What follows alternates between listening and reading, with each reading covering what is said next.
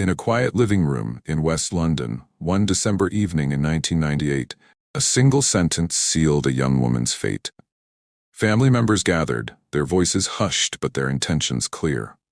The matriarch, Bachchan Kaur Athwal, turned to the others and spoke words that would echo years later in a courtroom. "It's decided. We must kill her." Days later, Surjit Kaur Athwal boarded a flight to India with that very woman by her side, believing she was traveling to celebrate family weddings. She packed light, smiled at colleagues, and promised to be back by Christmas. But she never returned. Instead, amid the noise of music and celebration in Punjab, she vanished, her life extinguished, her body never found. What followed was a cover-up of chilling precision. Forged letters, false stories, property transferred through forged signatures, and whispers of disgrace recast as justification for murder. For years, silence held. Threats muted the only witness who knew the truth. And yet, against intimidation and ostracism, she finally broke her silence, taking the stand to expose the conspiracy within her own family. This is not a story of strangers in the dark. It is the story of a woman betrayed by those closest to her. An honor killing planned in London, executed in India, and brought to justice in a British courtroom without a body ever being found. This is the story of Surjit Kaur Athwal. Her life, her disappearance, and the relentless search for justice that refused to let her be forgotten. Welcome to the Crime Series. Before we begin, do us a quick favor. Drop your location and the time you're watching this in the comments. We want to know where you're tuning in from, because these stories matter everywhere. Like this video, subscribe, and turn on notifications so you never miss a case. Surjit Kaur Athwal was born on the 17th of July 1971 in Coventry, England, and spent her childhood in the multicultural suburb of Foleshill. In this working-class enclave, she was surrounded by extended family, Punjabi-speaking grandparents, aunties, uncles, and numerous cousins, many of whom carried with them the pressures of tradition that to them defined respectability and fate. Her childhood offered both the warmth of community and the expectations of cultural conformity. Schoolmates remember a talkative and well-dressed girl, someone who would often laugh at jokes with classmates in the corridors and seemed naturally poised. Life then promised quiet joys, school events, cultural festivals, friendships, and perhaps an escape into the world of pop songs and bright outfits. But even in those early years, the widening gap between the world Surjit inhabited and the traditional expectations of her family began to emerge. Quietly, in small acts of autonomy and self-expression. Surjit had a keen interest in fashion and beauty from a young age. She was naturally stylish, someone who took care with her appearance and carried herself with quiet confidence. Friends remembered her as the type of person who always knew how to match colors, how to accessorize, how to carry a look. As she grew older, that sense of style began to evolve into something more than personal expression. She started to see it as a possible livelihood, a way to carve out her own path beyond the expectations that had been set for her. Her decision to train as a hairdresser was significant. In communities where young women were often guided into roles within the home, choosing a career in beauty meant more than a paycheck. It gave her a creative outlet, a sense of control over her future, and a way to interact daily with people outside her family's circle. Clients trusted her, conversations flowed easily, and she was remembered as someone who combined warmth with skill, a young woman who could make others feel good about themselves, even as she was finding her own confidence. That confidence carried into her early adulthood. But life shifted dramatically in 1988. At just 17 years old, Surjit married 26-year-old Sukhdev Singh Athwal. Both families were Punjabi Sikh, and the marriage was arranged. According to later court records, Surjit had only met him briefly before the wedding. What might have seemed like a traditional match became in practice a turning point that closed doors as quickly as it opened them. Marriage brought her 2 children and a new surname, but it did not bring freedom. Instead, it placed her squarely within the authority of her husband's extended family home in Hayes, West London. Here, daily life was not dictated by her alone, or even by her husband, but by the family matriarch, Bachchan Kaur Athwal. Testimony heard years later at the Old Bailey described Bachchan as a formidable figure, someone whose word carried the weight of command, whose authority extended into every corner of family decision-making. For Surjit, this meant the loss of privacy and independence she had begun to taste in her teenage years.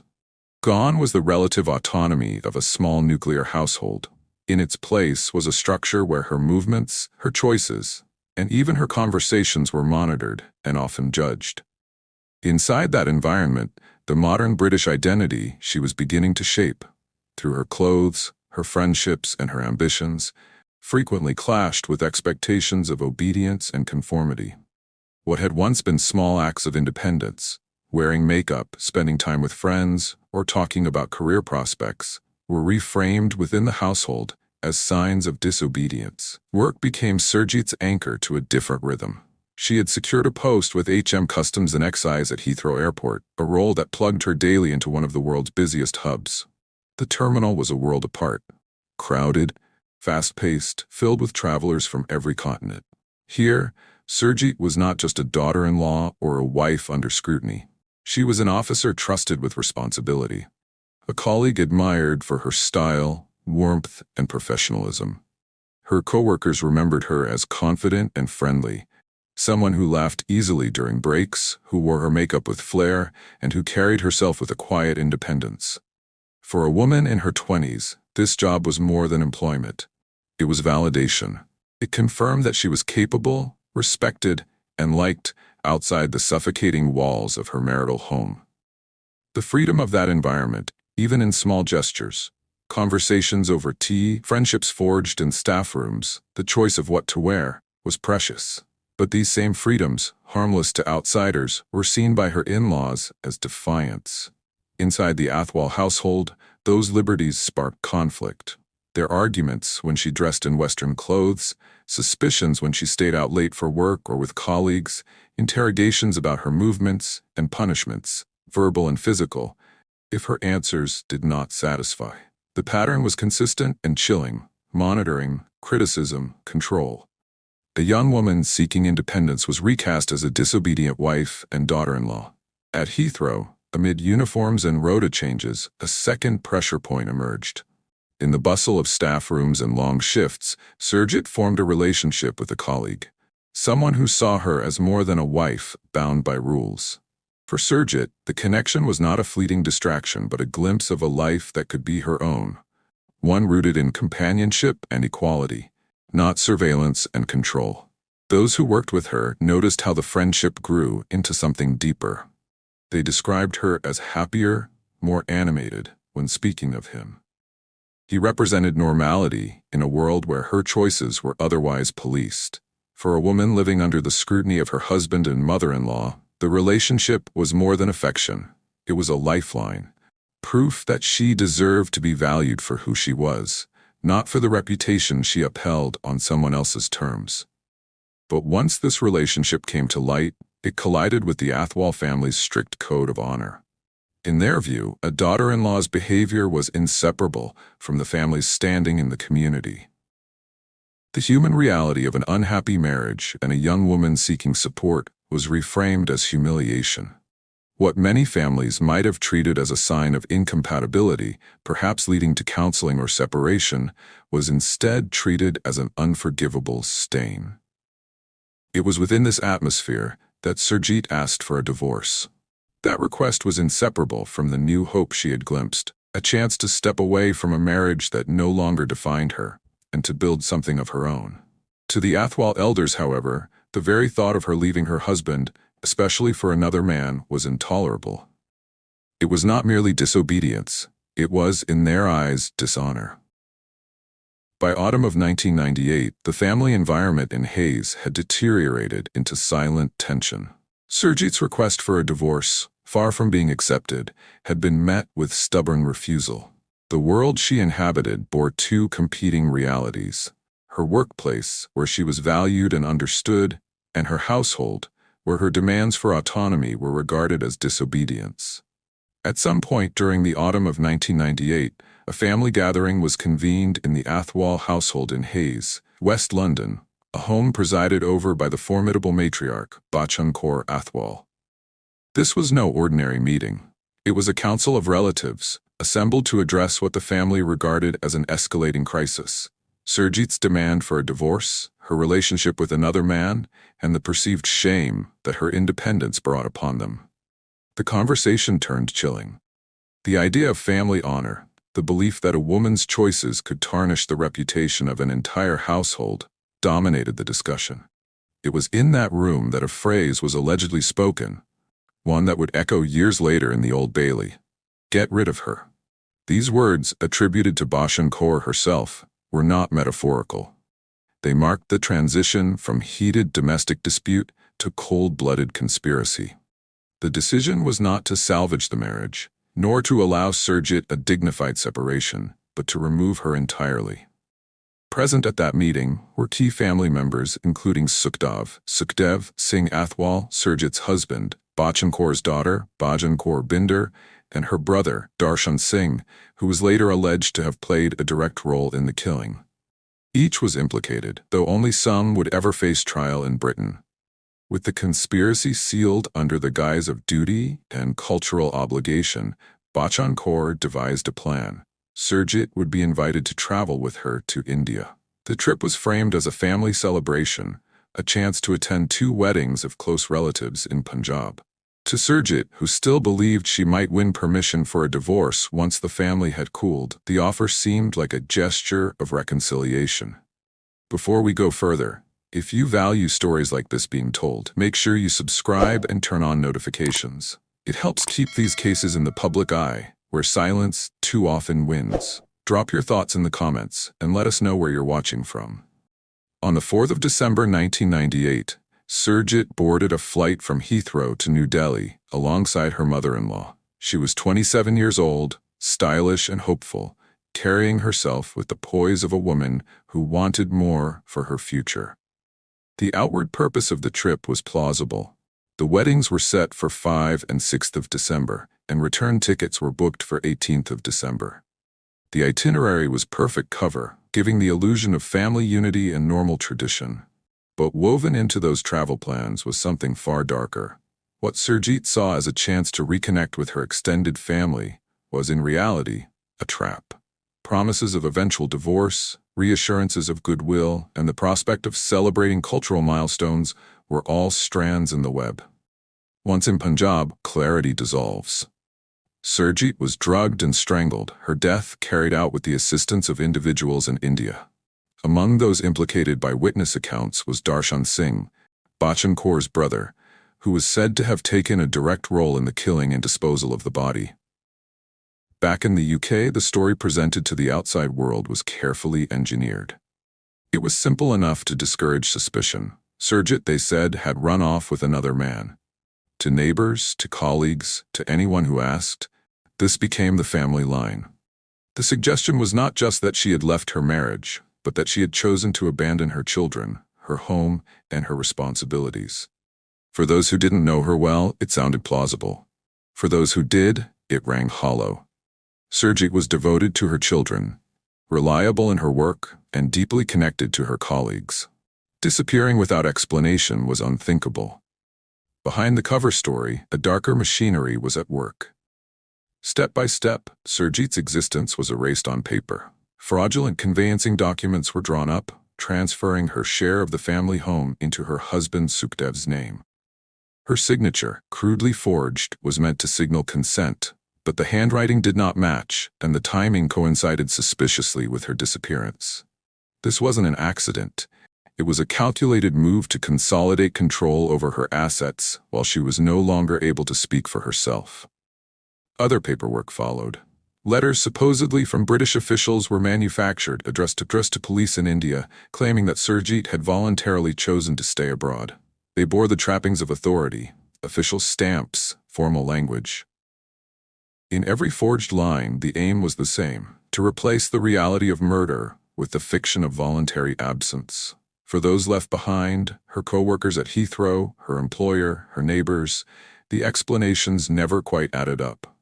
This was a woman who had built friendships, who had taken pride in her work, who laughed with colleagues, and made plans for the future.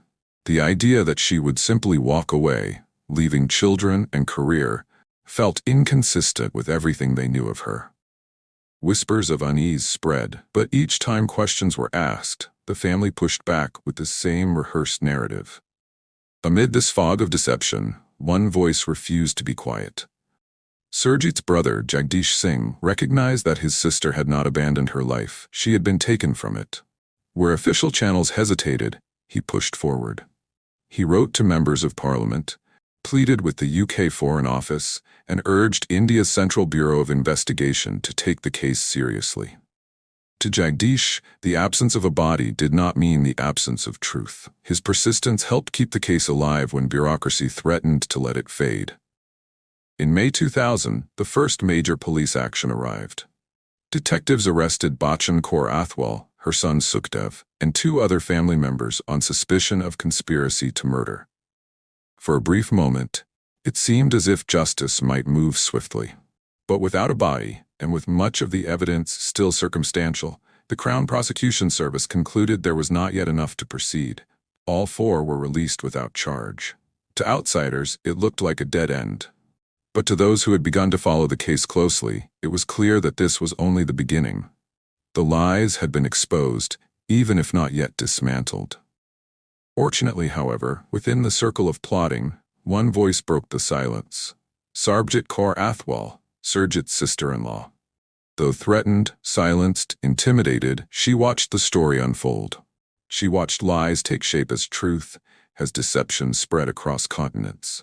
And then she watched her conscience steer her toward a singular decision. Sarbjit had been to the December 1998 family meeting, where the plot to get rid of Surjit was declared. She recalled Bachchan saying, "It's decided, we must kill her." In the weeks that followed, Sarbjit lived with the burden of that knowledge. She heard Bachchan tell her that Surjit had been drugged, strangled, and her body dumped in the Ravi River. It was a confession, in the quiet of domestic confidence, of a woman's fate sealed. Fear paralyzed her. She was silenced, not just by threats of violence, but by the weight of cultural judgment, ostracism, and community condemnation. She tried to act. She called Crime Stoppers UK, left anonymous messages. She wrote an anonymous letter to the police, but her concerns landed in limbo, translated into missing person files rather than murder inquiries. Year after year, she faced intimidation, warnings that if she spoke, she would suffer the same fate. She was accused of being mentally unstable. Police and investigators doubted her reliability. She was quieted by both explicit threats and the mores of a world in which speaking out against kin carried moral, communal, and physical danger. After 6 long years of silence, Sarbjit's health collapsed under the stress. She was hospitalized, a moment that broke the chains of fear. She confided in her father, telling him everything she had seen and heard. It was there, in a hospital room demanding recognition of pain, that Sarbjit found the strength to speak truth. Her father listened, believed, and urged her to return to the police and push for the investigation to reopen. In 2005, with renewed evidence in hand, the Metropolitan Police took another look. Sarbjit gave a full sworn statement. She recounted the December 1998 family meeting, Bachchan's words, the deception, and the murder plot. It was the opening act of what would become a landmark case. DCI Clive Driscoll, who had already helmed other high-profile investigations, led the renewed inquiry. Officers traveled to India and retraced the plot's logistical steps. The cumulative evidence, the meeting, the reconciliatory trip, the life insurance policy, the forgeries, and Sarbjit's testimony formed the frame of a prosecution. In November 2005, the renewed investigation took a dramatic turn. Detectives, acting on Sarbjit's sworn testimony, moved against members of the Athwal family who had remained on the periphery of suspicion for years.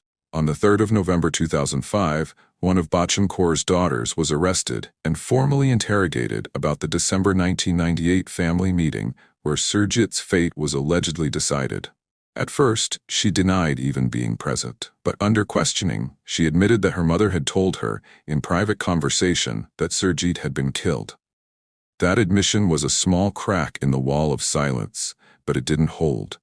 Later, she recanted, saying she couldn't remember such a conversation. When the case reached court, she was compelled to testify, but did so as a hostile witness, pulled reluctantly into the spotlight, her words uneven, her position wavering under legal pressure. This episode highlighted just how hard it was to break through the culture of fear that had surrounded Surjit's disappearance. Even family members who knew fragments of the truth were reluctant to speak. Intimidation hung heavy. Sarabjit herself and her household endured years of threats, isolation from their community, and constant reminders that they had broken the unspoken rule. Family matters stayed inside the family. At one point, Sarabjit's husband, caught in the crosswinds of loyalty and suspicion, was arrested over allegations of intimidation against her. Though not prosecuted, it showed the volatile atmosphere in which she lived, one where speaking the truth carried daily risks. By spring 2007, the matter came before the Old Bailey. The courtroom was packed with reporters, legal observers, and advocates who understood the stakes. This was the first time a British court would try an honor killing, committed abroad. On the witness stand, Sarabjit Kaur Athwal broke generations of silence. She testified openly for 3.5 days, naming her in-laws and recounting the chilling December meeting where she heard the words, "It's decided. We must kill her." She waived her right to anonymity, something almost unheard of in cases of honor-based violence. It was a deliberate choice, one that sent a message. Her testimony was not motivated by vengeance, but by a desire to honor Surjit's life and dignity. For the court, her words became the backbone of the case. The prosecution, led by Michael Worsley QC and supported by Detective Inspector Gil Barrett, carefully laid out the evidence. The family deliberately dangled the promise of divorce, but only after the India trip, ensuring Surjit would travel without resistance. Logistics. Flights were booked, life insurance taken out on the day she left, travel documents carefully prepared. The trip was framed as a family celebration but coded as execution. False narratives were rolled out immediately. Surjit had run away. Letters were forged, some in the name of British authorities to mislead Indian police. Property deeds were falsified to erase her legal identity. The defense sought to undermine Sarabjit's credibility, pointing to her delay in speaking out and suggesting her memory could not be trusted. But her testimony stood firm, corroborated by documents, financial trails, and the implausibility of the Athwal's cover stories. The accused were clearly defined: Bachchan Kaur Athwal, the matriarch who orchestrated the plot; Sukhdev Singh Athwal, Surjit's husband, who facilitated the plan and profited from its cover-up. Other names hovered at the edges. Reports mentioned Bachchan Kaur Binder and Darshan Singh, relatives said to have been at the family meeting. Darshan Singh, in particular, was alleged to have carried out the killing in Punjab. Yet neither faced justice in the UK, and India did not pursue charges, an enduring gap in the case. After a 3-month trial, the verdicts were delivered on the 19th of September 2007. Both Bachchan Kaur and Sukhdev Singh Athwal were found guilty of murder by conspiracy. The sentences were historic. Sukhdev Singh Athwal received life imprisonment with a minimum term of 27 years. The court regarded him as a central player, noting his role in arranging the trip, managing forged documents, and benefiting from financial gain after Surjit's disappearance. Bachchan Kaur Athwal received life imprisonment with a minimum term of 20 years. Though in her 70s, the court deemed her culpability clear. She had directed and sanctioned the killing. She became one of the oldest women in Britain ever sentenced to life for murder. The sentencing was a watershed. For the first time, a British court demonstrated that distance and lack of a body would not shield perpetrators of honor-based violence from justice. But justice did not end at prison gates. Investigators turned to Surjit's financial rights. Years earlier, in 2004, Sukhdev had fraudulently transferred ownership of the family home into his and his mother's names, forging Surjit's signature. He later remarried in 2001, and by 2007 the property was sold, the proceeds dispersed across accounts. In January 2008, the court issued a confiscation order, clawing back Surjit's rightful share.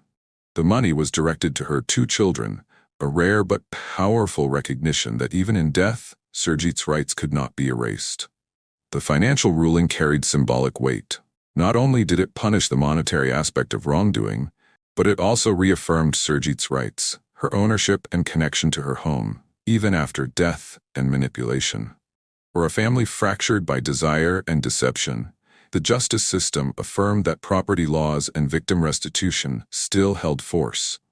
This was the first UK conviction for an honor killing committed outside the UK. But in 2009, both defendants appealed their minimum terms before the Court of Appeal. Sukhdev's sentence was revised down to a minimum of 20 years, acknowledging mitigating factors, such as his family context and role, though not excusing the planning or complicity. Bakan's term was reduced to 15 years, in part due to her advanced age. The judges noted the need for balance. While her role was significant, the impact of long incarceration on an elderly offender must be considered under the standards of justice. The appeal upheld the convictions, affirming that the factual basis remained sound, but adjusted punishment considering personal circumstances. These modifications were not met with universal applause. For some observers, the reductions raised difficult questions about the weight of age versus the gravity of orchestrated murder, particularly of a daughter-in-law in honor-based violence. For legal scholars, the rulings stood as examples of judicial discretion within life sentencing guidelines. Still, for Surjit's family and supporters, the initial convictions, now upheld, represented essential acknowledgement of loss, even as the tariff restructuring stirred debate. Yet that was not the end of Sarabjit's journey. Inspired by her experience, she joined the Metropolitan Police in 2008 as a Community Support Officer, PCSO, helping victims of honor-based violence navigate the justice system. In 2013, she published Shamed, a memoir recounting her ordeal. In 2015, she founded the charity True Honor to train police, social workers, educators, and health professionals, and to support survivors through a cultural and legal system that often fails to listen. Her transformation from fearful silence to activism made her a figure of remarkable resilience. Sarabjit's courage did more than convict two people. It reshaped how honor-based violence is understood and handled. The case inspired parliamentary debates, early-day motions, and policy reviews. Her voice became a model for other survivors to follow. As DCI Driscoll said, "The role and bravery of Sarabjit Athwal in securing the convictions cannot be underestimated." If Surjit's story moved you, don't let it fade into silence. Honor-based violence still claims lives, and justice often depends on someone brave enough to speak out. Share this story, subscribe for more true cases, and join us in keeping these voices alive.